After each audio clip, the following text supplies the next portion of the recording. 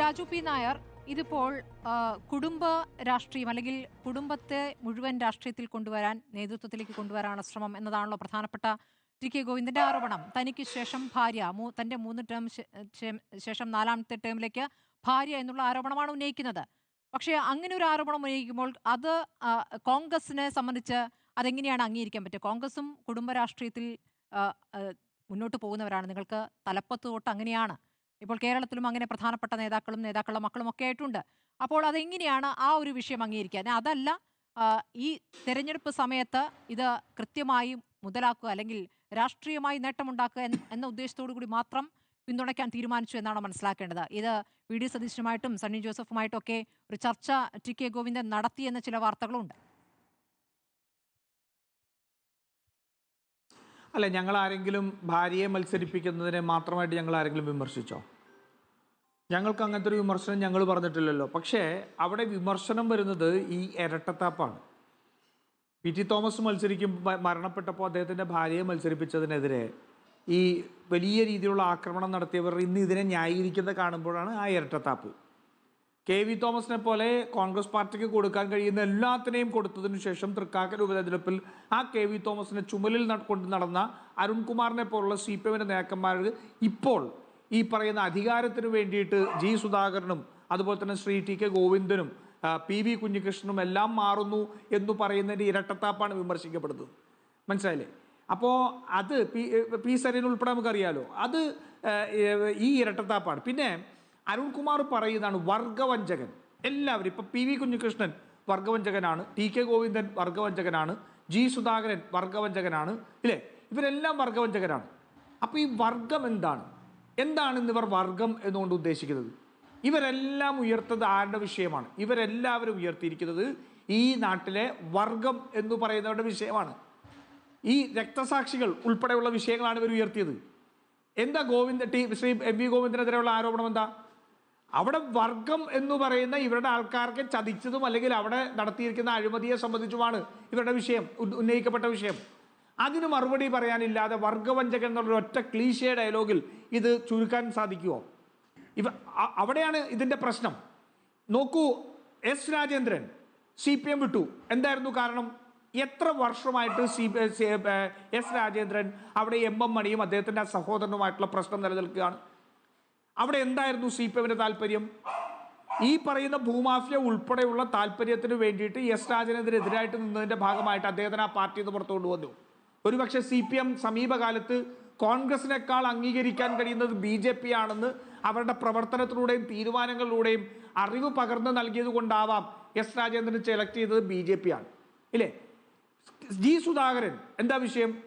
G Sudhakaran എത്രയോ നാളായിട്ട് അവിടുത്തെ ജില്ലാ സെക്രട്ടറി ഉൾപ്പെടെയുള്ള അല്ലെങ്കിൽ സംസ്ഥാനത്തെ മന്ത്രി ഉൾപ്പെടെയുള്ളവർ വർഷങ്ങളുടെ പതിറ്റാണ്ടുകളുടെ പാരമ്പര്യമുള്ള സുധാകരൻ്റെ രാഷ്ട്രീയത്തെ ഇല്ലാതെയാക്കാൻ വേണ്ടി നടത്തുന്ന ശ്രമങ്ങളെക്കുറിച്ച് ചർച്ച നടക്കുന്നു, വാർത്തകൾ വരുന്നു.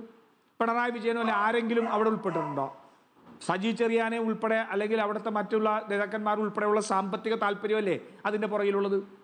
എന്നിട്ട് അദ്ദേഹം വർഷങ്ങൾക്ക് ശേഷം അദ്ദേഹം പുറത്തു പോകുമ്പോൾ അദ്ദേഹത്തെ വർഗവഞ്ചകൻ എന്ന് വിളിക്കുന്നുണ്ട്. എന്താ കാര്യം? PV കുഞ്ഞികൃഷ്ണൻ എത്ര പ്രാവശ്യമായിട്ട് ധനരാജ് രക്തസാക്ഷി തട്ടിപ്പിനെ സംബന്ധിച്ചിട്ടുള്ള വിഷയങ്ങൾ പാർട്ടിക്കകത്ത് ഉയർത്തി? അദ്ദേഹത്തിൻ്റെ പ്രശ്നങ്ങൾ പരിഹരിക്കാൻ അല്ലെങ്കിൽ അദ്ദേഹത്തിനെ സംബന്ധിച്ച് ഉന്നയിച്ച ആവശ്യം നീതി ലഭിക്കാൻ ഈ പാർട്ടി എന്തെങ്കിലും ചെയ്തോ? അദ്ദേഹം അവസാനം പുറത്തു പോകുമ്പോൾ എങ്ങനെ വർഗവഞ്ചകനായി മാറുന്നത്? ഇപ്പോൾ ടി കെ ഗോവിന്ദൻ ഉൾപ്പെടെ പറയുന്നു, ആന്തൂർ സാജൻ്റെ ഉൾപ്പെടെയുള്ള വിഷയത്തിൽ ആ പാർട്ടിക്കകത്ത് ഞങ്ങൾ അഭിപ്രായം ഉന്നയിച്ചു. അന്നത്തെ ജനവികാരം ശമിപ്പിക്കുന്നതിന് വേണ്ടി ഇദ്ദേഹവും ശ്രീ P ജയരാജനും നടപടി ഉണ്ടാകും എന്ന് പറയാതെ വേറെ മാർഗമില്ലായിരുന്നു ജനങ്ങളുടെ വികാരത്തെ ശമിപ്പിക്കാൻ. അത് പറഞ്ഞതിൻ്റെ പേരിലാണ് MV ഗോവിന്ദൻ ഇവരെ രണ്ടുപേരെയും ഇല്ലായ്മ ചെയ്യാൻ ശ്രമിച്ചത് എന്ന് പറയുന്നു. അപ്പോൾ അവിടെയും താല്പര്യം ആരുടെയാണ് സംരക്ഷിക്കപ്പെടുന്നത്? പ്രശ്നം ഇന്ന് CPM മുഴുവൻ ഈ അധികാര രാഷ്ട്രീയത്തിൻ്റെയും പണത്തിൻ്റെയും അഴിമതിയുടെയും താല്പര്യങ്ങൾ ഇന്ന് യഥാർത്ഥ കമ്മ്യൂണിസ്റ്റുകൾക്ക് അംഗീകരിക്കാൻ കഴിയുന്നില്ല.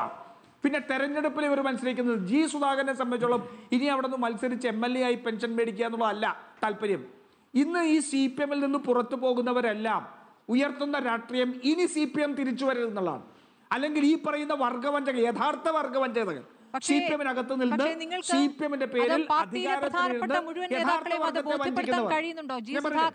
ജി സുധാകരൻ പാർട്ടിയിൽ നിന്ന് പുറത്തുപോയി അവിടെ സ്ഥാനാർത്ഥിയാകുമ്പോൾ സുധാകരന് പിന്തുണ നൽകാൻ UDF തീരുമാനിക്കുമ്പോൾ പാർട്ടിയിൽ നിന്നും നേതാക്കൾ കൊഴിഞ്ഞു പോകുന്നുണ്ട്. അവിടെ നിന്നും ജോബ് ഇന്ന് രാജിവെക്കും, വാർത്താ സമ്മേളനം നടത്തുകയും ചെയ്ത് അങ്ങ് കണ്ടല്ലോ.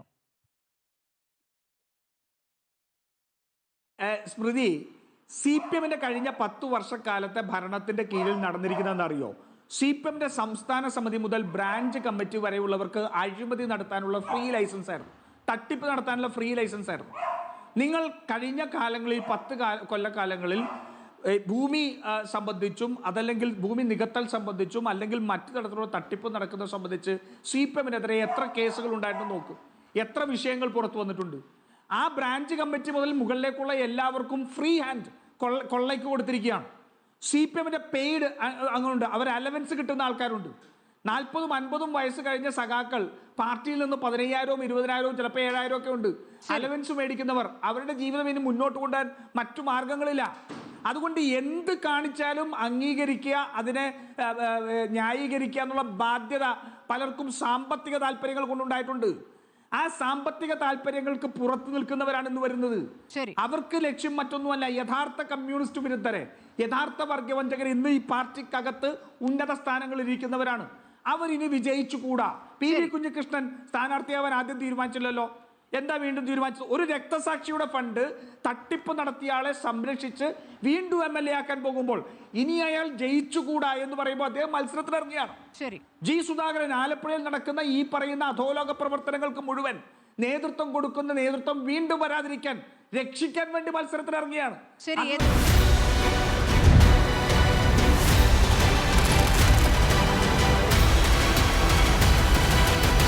ഡിബേറ്റ് വിത്ത് സ്മൃതി പരുത്തിക്കാട്.